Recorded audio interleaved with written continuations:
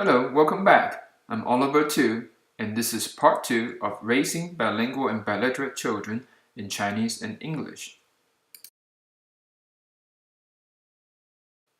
So how do we instruct our children to achieve level 3 or minimum professional proficiency in Chinese? It is my belief that this is about 4th grade level Chinese except for the technical vocabulary and phrases which they can learn as adults. I have divided the road to Chinese proficiency into 4 stages. I'll give a brief overview at this point and come back to them in more detail later. Stage 1 is from birth to 5 years old, and the task is primarily auditory, mainly in terms of understanding colloquial Chinese and speaking it with fair syntax. I call that the priming stage.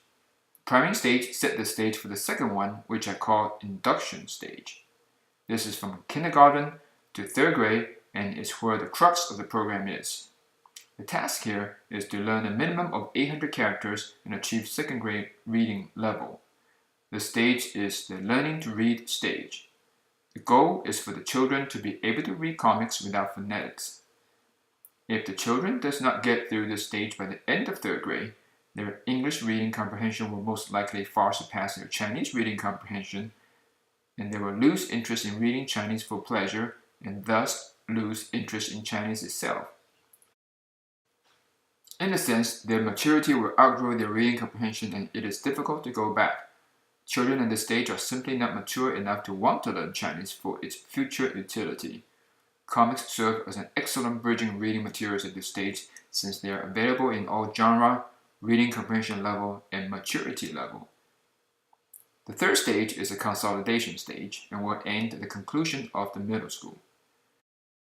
The pace of instruction slows down to about 200 characters a year or half of the official rate in Taiwan, given increasing school and extracurricular demands.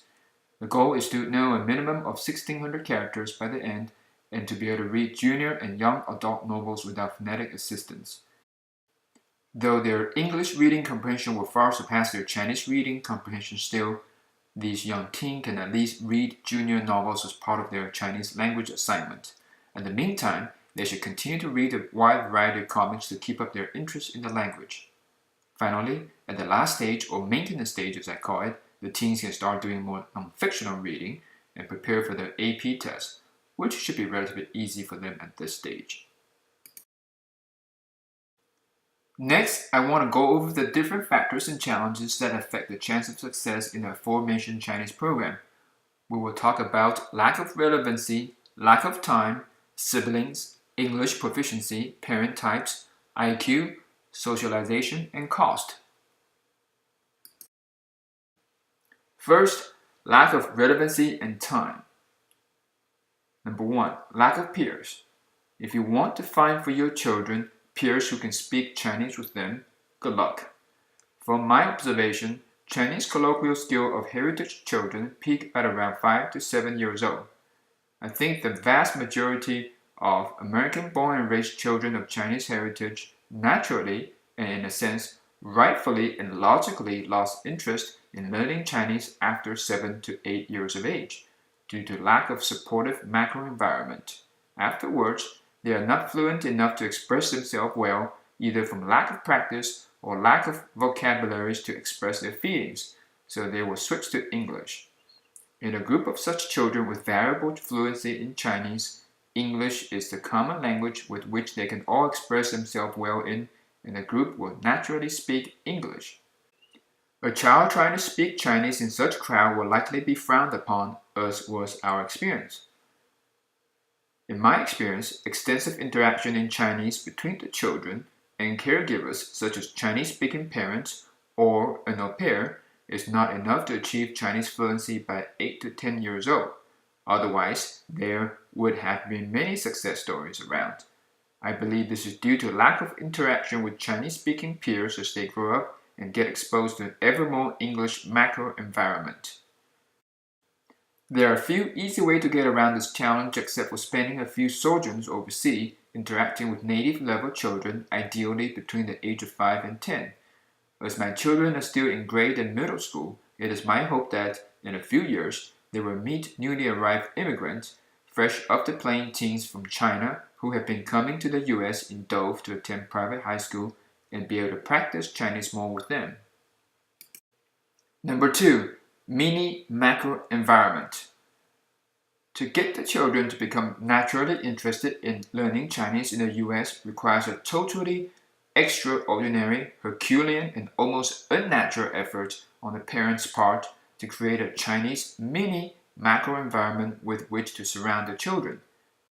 In my opinion, creating this Chinese mini macro environment or relevancy by surrounding the children's life with things Chinese, including books, arts, and various multimedia, is the key to success in achieving Chinese proficiency. These facets will become ever more important in sustaining the children's interest as they invariably get more exposure and independent time to the English-speaking world after preschool. This is half of the battle. Chinese instruction effort and time is only part of the equation. I recommend introducing Chinese pop songs early on before they get exposure to English songs. 先入为主 is the idea, or to be prejudiced by first impression. Have fun listening to and singing Chinese songs as a family. Get karaoke. The children can learn to read the lyrics on the screen. That is part of their Chinese education. Also, introduce various forms of Chinese language expression such as jokes, riddles, poems, stand-up comedies such as 相声, cartoons, TV shows, movies, and songs. This provides a more well-rounded exposure and experience and will make learning Chinese more fun and relevant. I can't say how pleased I am that my girls try to sneak in different Chinese comic books into the restroom. It sure makes my life easier. Number 3, lack of time. By about 3rd grade, it gets more difficult to keep up their Chinese. By this time, children start to have more and more extracurricular activities, which are almost all held in English. Even if the instruction is in Chinese, the children speak English with each other, so the exposure time to Chinese gets less and less. So parents would have to treat Chinese as one of the child's major extracurricular activity and forego some other pursuit, such as becoming a piano, math, science, or tennis prodigy. As such, it is ideal to get lots of Chinese in by the end of 3rd grade. There are opportunity costs to consider. Next, I'll show you a series of video clips and pictures of some of the things we have used and done before to create relevancy, beginning with singing and dancing to Zhou Jierun, Jay Chou's music video.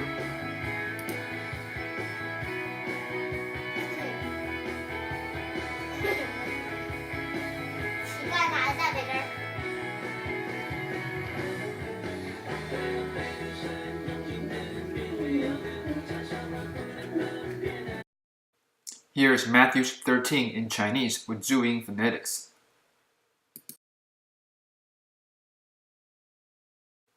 And here's a project we did from the Disney movie Frozen. 爱啥？想不想要做个雪人？或一起去狂奔？我们为什么变陌生？我在这儿等，你到哪里我都跟。我只想跟你一起，就像从前，任何事我都情愿。想不想要做个雪人？只要你愿意开着扇门，走开了，安娜，看看我。In fact, we got so zealous about Chinese that we made our dog study it as well. Here's some more singing by our older daughter. 我以为这就是我所追求的世界，人暗横冲直撞，被误解被骗，是否承认的世界背后总有残缺？我走在每天必须面对的分岔路，我怀念过去人却美好的小幸福，爱总是让人哭，让人觉得不满足，天空很大却看不清楚，好孤独。 And now, lots of books of various types, genre, and depth. If you don't have access to a good Chinese library, like just about everybody else, you need to buy more books than the children ask for and have them around the house.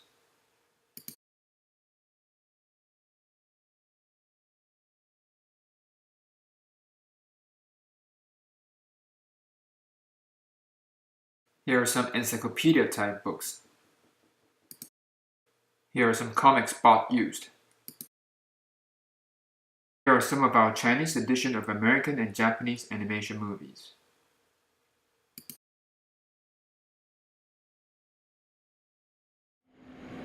Here's another quick and fun project we did. 大家好，我是 Charlotte。今天我们有个特别的贵宾，她是花木兰小姐。花木兰小姐，你怎么样？我非常好。你导演木兰时候，你最喜欢哪个部分呢？我最喜欢木兰她替她父亲去打仗的那种部分，是不是很感人呢？对。哦。Next, I want to talk about siblings and English proficiency. It is ideal that your elder child's Chinese remains excellent as long as possible. Ideally, the child is fluent in Chinese first before becoming fluent in English. To support your children's Chinese language development, it is ideal that for the first 6 to 10 years, the elder child's Chinese is better developed than English. That the child can express oneself better in Chinese than in English, and that he or she prefers to use Chinese to speak to the younger siblings. Otherwise, they get plenty of practice speaking English with each other and not much Chinese.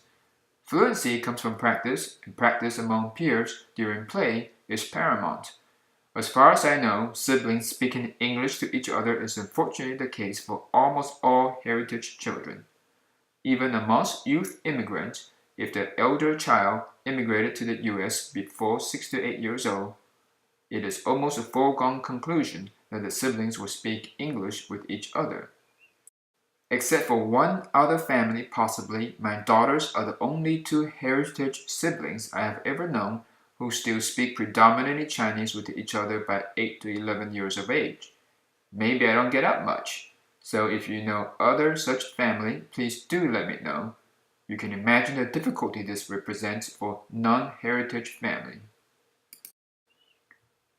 Number 2, English proficiency. There is an initial price to pay for emphasizing Chinese to this extent. Their English will likely lag behind their peers for several years in elementary school, but they should catch up over time, with assistance required. You must have patience and faith in the process. Really good bilingual elementary education in English and Chinese at levels comparable to or just a step or two below monolingual education takes a lot of effort, no matter in which country one lives, be it United States, China, or Singapore. Throughout the years, I worked with my daughters on both their English and Chinese language arts with various emphasis throughout the whole year. I would say I spent as much time working with their English as their Chinese. There is no slacking off during the summer. Now that my elder daughter is in middle school, her English has caught up and she studies English mostly on her own now. As for my younger daughter, I'm still working with her on her English language art and it will be another couple of years before she catch up.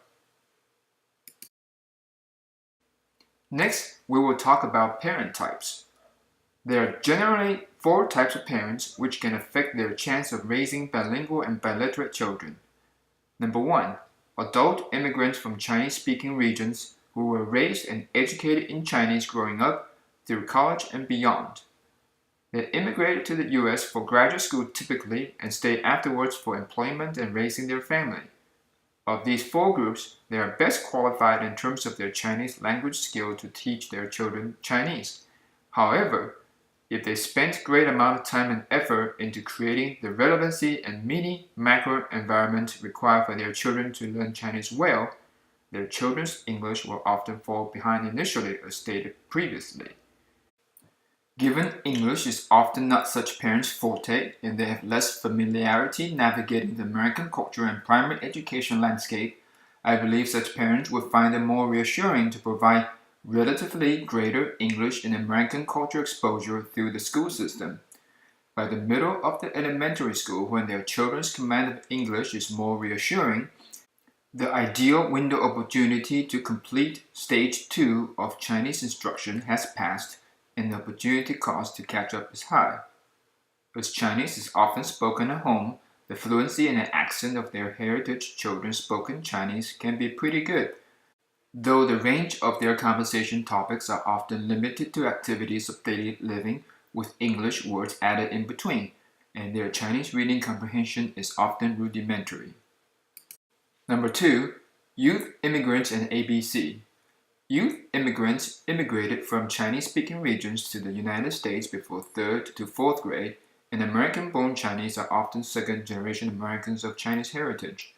Most of these parents did not reach 3rd grade level Chinese by adulthood or has forgotten a lot of their Chinese.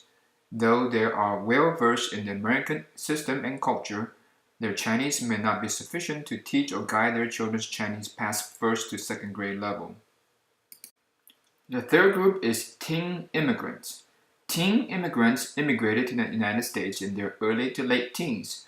As they straddle between the two cultures and languages, they are sufficiently familiar with both language and culture such that they are able to guide and teach their children Chinese past 2nd grade level, which is a major milestone, and for a few, close to and past 4th grade level. My wife and I belong to this group of parents. The last type of parents are parents with pretty much little or no Chinese language proficiency. Certainly, of these 4 types, this is the most challenging case. Such children will likely require dual immersion school, study abroad opportunities, or a Chinese-speaking nanny or au pair to achieve even rudimentary proficiency.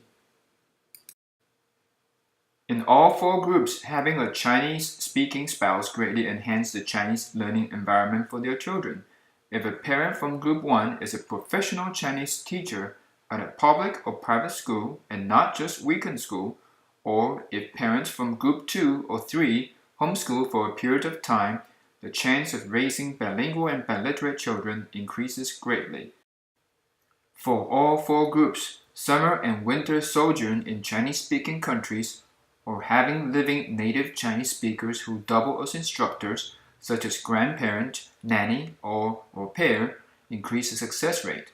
Certainly, dual immersion school can be helpful, but often not sufficient, and we will discuss that later on. Well, here's another of our attempts to create relevancy, a Chinese version of Let It Go with new lyrics on the American Dream. 我每天6点就要起床，那天空还没明，天天都忙着上进，读书、轻音和运动。 Well, we had a lot of fun with that one. Next, I want to talk about IQ and bilingualism. First, there are different types of IQ if one subscribes to the theory of multiple intelligence. The verbal linguistic IQ of a person is one of the most G-loaded ones, which means it has a strong correlation to one's ability in different cognitive tasks. To me, this means that a child with higher overall general cognitive abilities or IQ has, on average, higher verbal linguistic IQ. A child with higher IQ typically can acquire and learn more knowledge and skills than a child with lower IQ in the same amount of time, other conditions being equal. Second, it is not difficult to be bilingual if the society at large is bi or multilingual, operate as such, or has a reasonable path for most children to achieve competency in both or multiple languages. Many Europeans and Indians speak 2 or more languages, and many Chinese speak another Chinese dialect besides the standard Mandarin. Some of the dialects are very different from Mandarin. The difficulty for us is that America is primarily a monolingual society. For example, though Hispanics account for 17% of the US population, the majority of third-generation Hispanic Americans cannot speak Spanish well, if at all. And Chinese is a much more difficult language to acquire than Spanish for native English speakers. America does not value bilingualism nearly as much as many other countries, since English is the lingua franca of the world. English is the global business, culture, and technical language and will remain so for years to come. The benefit of learning Chinese in English-speaking countries typically pales in comparison to the benefit of learning English in Chinese-speaking countries. Students in mainland China and Taiwan start learning English as a secondary language in elementary school and continue to do so in secondary school. English is a major part of the college entrance examination and can be of critical importance in job advancement. Learning English is promoted socially and culturally across the board, with much more comprehensive materials and support. The same cannot be said of learning Chinese in the US or any foreign language. In reality, Common Core or not, students in the US have difficulty getting enough learning in STEM or science, technology, engineering, and math. Foreign language is of secondary concern. In my personal opinion, if we, as a country and people, are serious about both STEM and foreign language education, which of our other time commitment are we willing to peel back? Time for football, basketball, and other sports? Never. That would be totally un-American. Number 3, opportunity cost. By my rough calculation, the time commitment for English-speaking children to learn Chinese to minimum professional proficiency level is in the order of 5,000 to 10,000 hours, similar to the time commitment for Chinese-speaking children to learn English to similar level. Since Chinese is so different and difficult to learn under such circumstance, our children typically need to start learning it while they are very young and devote substantial time to such effort during elementary and middle school in one way or another. These are time that other similarly intelligent but monolingual or practically monolingual children can devote to other pursuits, be it academic or extracurricular. Given our country's educational system is primarily monolingual despite recent advancement, a smarter child can learn Chinese more readily than one not as smart, other conditions being equal. Parents should not expect that the child can spend substantial amount of time in learning Chinese and also be as proficient in multiple academic and extracurricular subjects as a child's monolingual peers. Sometimes the demands on a less gifted child is too great and either Chinese or another commitment had to be peeled back. The thing is, the opportunity cost for children to learn Chinese is very high. What would you say to a parent in the US who wants his or her child to learn Spanish, Dutch, French, and Swedish by 18, on top of all the things to learn to get into a decent college, including devoting substantial amount of time to play sports and other extracurricular and leadership activities? Most people will probably think, gee, you must be out of your mind. Why not just one foreign language? Well, that kind of time commitment for a level 1 language is just not going to do for Chinese. Language is a tool to communicate and in practical sense allows to sell goods and services. Communication and marketing depends on language and cultural knowledge and they are very important. However, the underlying skill and product are even more important. Competing in a globalized economy is only going to get more fierce and I think parents have to realize where their priority lies. And these are the reasons why I think many immigrant and heritage parents acquiesce eventually to the trade-off and devote available time to pursuits other than Chinese. I think we parents embarking on this journey need to have clear insights on their children's strength and what they can handle as time goes on. Priorities need to be set with clear understanding of what is gained and what is not, namely the opportunity cost. In practice, we parents do the best we can and learn or should learn to accept whatever proficiency our children develop, not only in terms of their Chinese, but also their other academic and non-academic achievement. Lastly, there are now an ever-growing number of Chinese international students who come to the US to attend private high school and undergraduate institutions. Unlike their international Chinese student peers who come here for graduate school, these teen immigrants, when they do stay for employment, will be professionally bilingual and biliterate, potentially filling many of the positions that require bilingual skill. They will be a force to be reckoned with. I think families who seek Chinese for their children primarily for its economic advantage need to be cognizant of this. Lastly, I want to talk about socialization and cost. First, socialization with non-heritage peers. Social interaction with and acceptance by others depend on the degree of similarity one shares with others, which include language, ethnicity, experience, and culture. Interaction with other heritage children is much more readily facilitated by their shared culture and experience compared to interaction with children of other ethnicities such as Caucasian, Hispanic, and African American children. Our experience has been to successfully raise bilingual and biliterate children in Chinese and English, we had to create a Chinese mini macro environment to foster the relevancy required to facilitate Chinese language acquisition. Our daughters, therefore, by design, are raised very much differently from the rest of the predominantly Caucasian children in their school, with different values, experiences, and interests, even though they share the same English language. To put it bluntly, they may be considered slightly fresh off the plane experientially and culturally, even when they are born and raised here and are very much native English speakers.